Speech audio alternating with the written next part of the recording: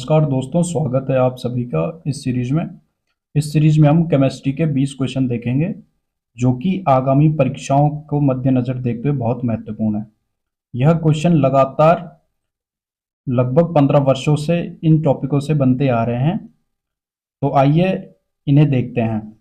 पहला क्वेश्चन है, एक covalent molecules having A double bond between its atoms. एक सहसंयोजक अणु जिसके परमाणु के बीच एक दोहरा बंधन होता है। ऑप्शन ए है हाइड्रोजन, ऑप्शन बी कहता है oxygen, option C water, option D ammonia. इसका सही आंसर हो जाएगा ऑप्शन बी ऑक्सीजन, O2। इसकी व्याख्या देखेंगे। इसमें कहा गया दिए गए विकल्प में ऑक्सीजन के परमाणु के मध्य दोहरा बंधन होता है। चलिए नेक्स्ट क्वेश्चन पर चलते हैं। Question number 2। क्वेश्चन नंबर 2 कहता है, which one of the following statement is correct about titanium. Titanium के विषय में निम्नलिखित में से कौन सा कथन सही है। ऑप्शन ए कहता है यह एक गैस है। ऑप्शन बी कहता है it is a metal which is used in the production of defence material. यह एक धातु है जिसका उपयोग रक्षा सामग्रियों के उत्पादन में किया जाता है। ऑप्शन सी कहता है इट इज अ बैक्टीरिया, यह एक जीवाणु है। ऑप्शन डी कहता है नॉन ऑफ दिस, उपयुक्त में से कोई नहीं। इसका सही आंसर हो जाएगा ऑप्शन बी। ऑप्शन बी कहता है यह एक धातु है जिसका उपयोग रक्षा सामग्री के उत्पादन में किया जाता है, जिसका जो है टाइटेनियम हम अक्सर देखते रहते हैं ज्वलनशील पदार्थों में यूज किया जाता है। व्याख्या देखेंगे। टाइटेनियम एक हल्की एवं मजबूत धातु है जिसका प्रयोग दंत प्रत्यारोपण अत्यधिक गहराई में जलमग्न वस्तु बनाने के लिए प्रयोग किया जाता है, जो इस्पात जैसा मजबूत लेकिन उससे बहुत हल्का धातु है। अधिकतर इसका प्रयोग रक्षा सामग्रियों के उत्पादन में किया जाता है। चलिए नेक्स्ट क्वेश्चन पर चलते हैं। Question number 3। क्वेश्चन नंबर 3 कहता है, which of the following is not ferromagnetic material. निम्न में से कौन लौह चुंबकीय पदार्थ नहीं है। ऑप्शन ए लो, option B steel, option C तांबा, ऑप्शन डी कोबाल्ट। इसका सही आंसर हो जाएगा ऑप्शन बी स्टील। स्टील जो है हमारा लौह चुंबकीय पदार्थ नहीं है। कभी आप देखना जो स्टील होता है उस पर चुंबक चिपकाने की कोशिश करना, तो नहीं चिपकेगा क्योंकि वह लौह चुंबकीय पदार्थ नहीं है। इसकी सही व्याख्या देखेंगे। कॉपर एक ऐसा पदार्थ है जो लौह चुंबकीय पदार्थों की श्रेणी में नहीं आता क्योंकि इसकी परमिएबिलिटी 1 से कम होती है। परमिएबिलिटी की वह होती है, वह गुण होता है पदार्थ का जो कि चुंबकीय क्षेत्र यानी चुंबकीय क्षेत्र को अपनी तरफ आकर्षित करता है, जिससे जो है उसे मापा जाता है, उसे हम परमिएबिलिटी कहते हैं। चलिए नेक्स्ट क्वेश्चन पर चलेंगे। Question number 4। क्वेश्चन नंबर 4 कहता है, alcohol is more volatile than water because. Alcohol पानी की अपेक्षा अधिक वाष्पशील होता है क्योंकि। कभी कभार आप देखते होंगे अपने घर में कभी कभार जो है जो लोकल दारू वगैरह होती है रखी हुई वो उड़ जाती है, उसी को ही हम वाष्पोत्सर्जन कहते हैं, वाष्पशील पदार्थ कहते हैं। ऑप्शन ए देखते हैं, it's boiling point is lower than that of water. इसका क्वथनांक पानी से कम है। ऑप्शन बी, यह एक कार्बनिक द्रव है। Option C, its freezing point is lower than that of water. इसका हिमांक पानी से कम है। Option D, none of this. इसका सही आंसर हो जाएगा option A, its boiling point is lower than that of water. इसका जो क्वथनांक होता है पानी से कम होता है। चलिए इसकी व्याख्या देखेंगे। व्याख्या कहती है, एल्कोहल पानी की अपेक्षा अधिक वाष्पशील होता है क्योंकि इसका क्वथनांक पानी से कम होता है। बिल्कुल सही कहता है। इसके कारण एल्कोहल का जल की अपेक्षा कम ध्रुवीय होना है। अधिक ध्रुवीय होने के कारण जल के अणु एक दूसरे मजबूत से जुड़े होते हैं, जिसके कारण जल तरल अवस्था में अधिक स्थायी होता है। सही बात है। जबकि अल्कोहल कम ध्रुवीय होने के कारण तरल अवस्था को बनाए रखने में असमर्थ होता है, फलस्वरूप अल्कोहल अधिक वाष्पशील हो जाता है। चलिए नेक्स्ट क्वेश्चन पर चलेंगे। Question number 5। Marsh gas mainly contains. Marsh gas मुख्य रूप से होती है। Option A ethylene, option B hydrogen sulphide, option C chloroform, option D methane, जिसका जो सूत्र होता है CH4। इसका सही आंसर हो जाएगा हमारा मीथेन। मार्श गैस जो है मीथेन को कहते हैं CH4। चलिए इसकी सही व्याख्या देखेंगे। सही व्याख्या कहती है, मीथेन को मार्श गैस भी कहा जाता है क्योंकि यह दलदली भूमि से उत्पन्न होती है।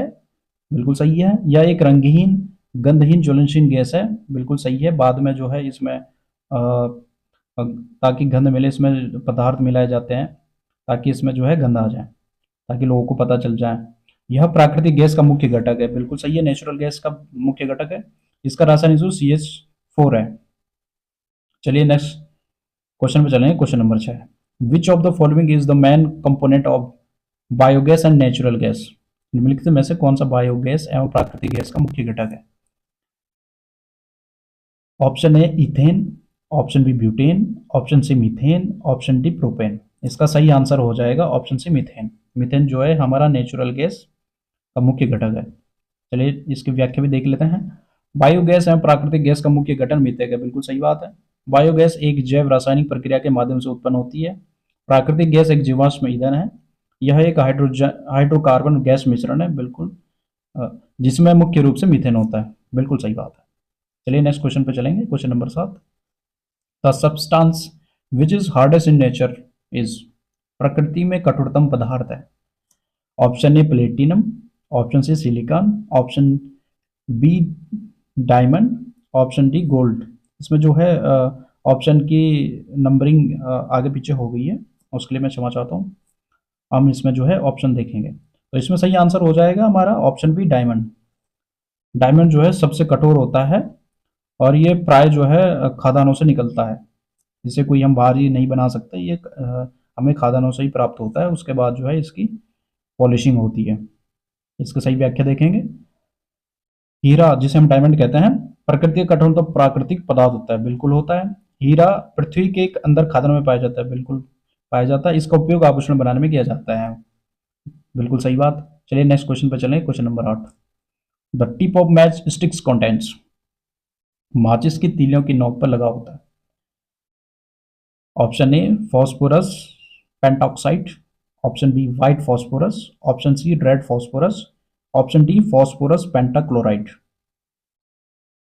जैसे कि आप सभी को पता ही होता है, माचिस के तीले पे आगे जो है लाला लगा होता है जिसे रगड़ने से आग लग जाती है, तो वह पदार्थ जो होता है हमारा रेड फॉस्फोरस होता है। चलिए इसकी व्याख्या देखेंगे। माचिस के तीली पर लाल फास्फोरस का उपयोग किया जाता है, बिल्कुल किया जाता है, जो ज्वलनशील रासायनिक तत्व है। ज्वलनशील रासायनिक तत्व है, क्योंकि अगर ज्वलनशील रासायनिक तत्व नहीं होगा तो जलेगा कैसे। यह रगड़ने पर जल जाता है, बिल्कुल जल जाता है। माचिस का निर्माण जॉन वॉकर ने वर्ष 1826 में की थी। दोस्तों आप यह पॉइंट अगर नोट करना चाहो तो आप इसे नोट कर सकते हो। ये जितने भी क्वेश्चन हैं मैंने एनसीईआरटी बेस पर बनाए हैं और यह आज तक के हर एक किसी न किसी परीक्षा में आए हुए हैं। मैंने इनके नीचे जो है क्वेश्चन के नीचे जिस परीक्षा में आया है उनकी डिटेल दी है। जैसे ये आप देख सकते हो, ये क्वेश्चन जो है यूके पीएससी एपीएस मेंस में पूछा गया है 2017 में। आगे इसकी संभावना है। चलिए नेक्स्ट क्वेश्चन देखें, question number 9। Which of the following is pure and free impurities? निम्न में से कौन शुद्ध और अशुद्धि मुक्त है? इनमें से जो है शुद्ध है और उसमें जो है कोई अशुद्धि नहीं है। खासकर जो हम पानी पीते हैं जिसे हम मिनरल वाटर कहते हैं या कहते हैं, उसमें जो है अशुद्धि पाई जाती है, तभी वो पीने लायक होता है। चलिए ऑप्शन देखते हैं। ऑप्शन ए बॉइल्ड वाटर यानी उबाला हुआ जल, ऑप्शन बी डिस्टिल्ड वाटर यानी आसुत जल, ऑप्शन सी मिनरल वाटर यानी खनिज जल। मिनरल वाटर जो है अत्यधिक पहाड़ी क्षेत्र में हम जो है अत्यधिक सेवन करते हैं। ऑप्शन डी स्प्रिंग वाटर झरने का जल, जो कि वर्षा के दौरान अत्यधिक होता है या कहीं झरने होते हैं वहाँ वह जल होता है। इसमें सही आंसर हो जाएगा हमारा जो है इसमें जो शुद्ध और अशुद्धि मुक्त है सबसे ज़्यादा वो है आसुत जल। इसे जो है प्राय हम दवाई बनाने और हॉस्पिटल में डॉक्टर यूज़ करते हैं। इसका जो है व्याख्या देखेंगे। आसुत जल वह जल है जिसकी अनेक अशुद्धियों का आसवन विधि से हटा दिया जाता है। बिल्कुल, यह पीने के लिए उपयुक्त नहीं होता है, बिल्कुल नहीं होता है, क्योंकि इसमें जीवन के लिए आवश्यक लवण अनुपस्थित होते हैं। जब पानी का जो मुख्य काम होता है हमारे बॉडी के लिए, अगर वही पदार्थ नहीं होंगे तो फिर वो पानी किस काम के लिए। इसका उपयोग चिकित्सीय कार्यों और दवाइयाँ बनाने के लिए किया जाता है। क्योंकि ये आसुत जल होता है तो इसका कोई जो है साइड इफेक्ट या कोई उसका काम नहीं होता है, इसलिए इसका दवाई बनाने में उचित उपयोग होता है। चलिए नेक्स्ट क्वेश्चन पे चलेंगे, question number 10। Common name of sodium carbonate is, sodium carbonate का सामान्य नाम है जो कि हम घर में या दैनिक दिनचर्या में हम जानते हैं जिस नाम से। ऑप्शन ए बेकिंग पाउडर, पार्क खाना बनाने चूर्ण जिसे हम कहते हैं। Caustic soda, option B caustic soda. Option C washing soda, धोने का soda. Option D bleaching soda यानी विरंजक चूर्ण। इसका सही आंसर हो जाएगा हमारा ऑप्शन सी वॉशिंग सोडा। इसका जो सूत्र होता है हमारा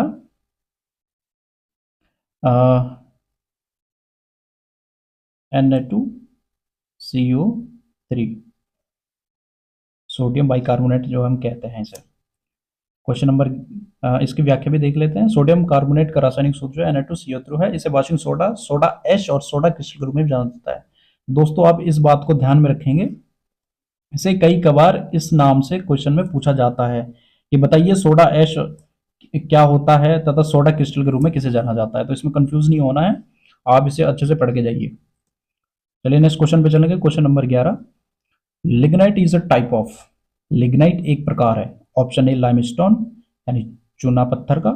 ऑप्शन बी कोल यानी कोयले का। ऑप्शन सी आयरन और यानी लोहा का। ऑप्शन डी कॉपर यानी तांबे का। इसका सही आंसर हो जाएगा दोस्तों कोल यानी कोयले का। लिग्नाइट जो है एक प्रकार कोयले का है जो जिसका जो तापमान बहुत कम होता है और इसमें जो है नमी बहुत होती है, आर्द्रता बहुत होती है, और जो है ये बिजली उत्पादन के लिए अत्यधिक उपयोगी होता है। इसमें इससे हम जो क्या है बिजली उत्पादित अधिक की जाती है। व्याख्या के रूप में देखेंगे, लिग्नाइट कोयला उर्फ भूरा कोयला यह निम्न प्रकार का कोयला होता है। यह भूरा कलर का होता है। इसका तापमान कम तथा नमी की मात्रा अधिक होती है, जैसा कि मैंने अभी आपको कहा ही था। इसका उपयोग मुख्य रूप से बिजली उत्पादन में किया जाता है। बिल्कुल सही बात है। चलिए नेक्स्ट क्वेश्चन पर चलेंगे। क्वेश्चन नंबर 12, क्वेश्चन नंबर 12 कहता है water is the good solvent for ionic salts because of, जल आयनिक लवणों के लिए एक अच्छा विलायक है क्योंकि। ऑप्शन ए कहता है अधिक विशिष्ट ऊष्मा के कारण। ऑप्शन बी कहता है अधिक अपवर्तनांक के कारण। ऑप्शन सी कहता है हाई बॉइलिंग पॉइंट के कारण। ऑप्शन डी कहता है हाई डाइलेक्ट्रिक कांस्टेंट के कारण, उच्च द्विध्रुव आघूर्ण के कारण। तो इसका सही आंसर हो जाएगा हमारा ऑप्शन डी उच्च द्विध्रुव के आघूर्ण के कारण। इसकी व्याख्या देखेंगे, जल आयनिक लवणों के लिए एक अच्छा विलायक है क्योंकि इसमें उच्च द्विध्रुव आघूर्ण पाया जाता है। बिल्कुल सही बात है। चलिए नेक्स्ट क्वेश्चन पे चलेंगे। क्वेश्चन नंबर 13, क्वेश्चन नंबर 13 कहता है the correct increasing order of elements present in the stainless steel is, stainless steel में उपस्थित तत्वों का बढ़ता क्रम है। जो हमारे यहाँ स्टेनलेस स्टील के जो बर्तन होते हैं उसमें जो है तत्व की जो है बढ़ता क्रम क्या है। Option A chromium carbon iron. Option B carbon chromium iron. Option C carbon iron chromium. Option D none of these. तो इसका सही आंसर हो जाएगा हमारा ऑप्शन बी, पहले आएगा कार्बन, इसका पहले आएगा कार्बन, फिर आएगा क्रोमियम, फिर आएगा आयरन। इसका सही आंसर हो जाएगा ऑप्शन बी।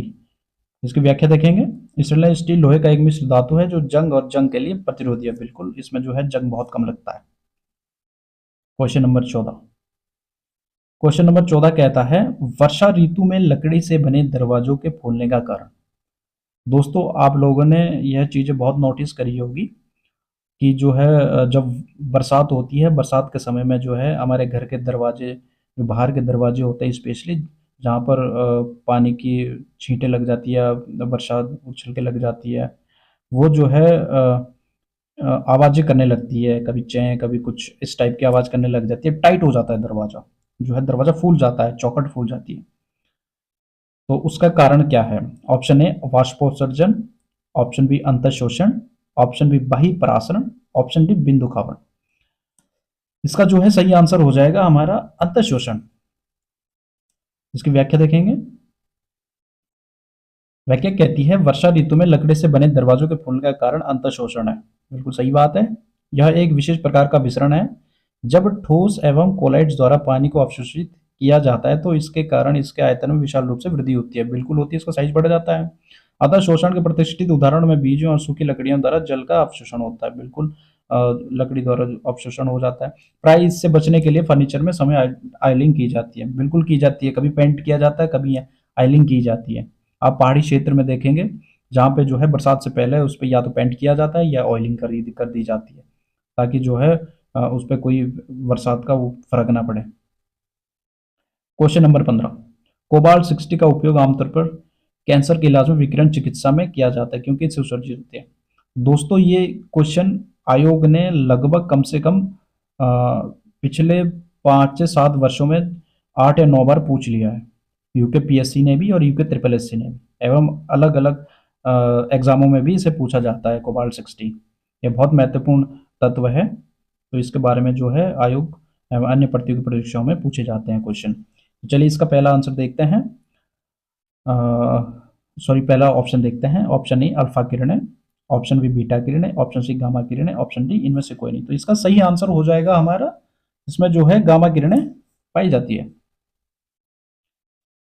व्याख्या के रूप में देखें, कोबाल्ट 60 का प्रयोग आमतौर पर कैंसर के इलाज में विकिरण चिकित्सा में किया जाता है क्योंकि इसमें गामा किरण उत्सर्जित होता है, बिल्कुल सही बात है। क्वेश्चन नंबर 16, क्वेश्चन नंबर 16 कहता है निम्न में से किसका उपयोग यूरिया उर्वरक के उत्पादन में किया जाता है। अब जिस यूरिया को हम खेतों में डालते हैं, गेहूं में डालते हैं, उसकी पैदावार अच्छी होने के लिए उस उसमें जो उस यूरिया को उत्पादन में किसका उपयोग किया जाता है। Option A carbon dioxide, option B sulphur dioxide, option C chlorine, option D nitric अम्ल। तो इसका दोस्तों सही आंसर हो जाएगा हमारा ऑप्शन ए कार्बन डाइऑक्साइड यानी कि CO2।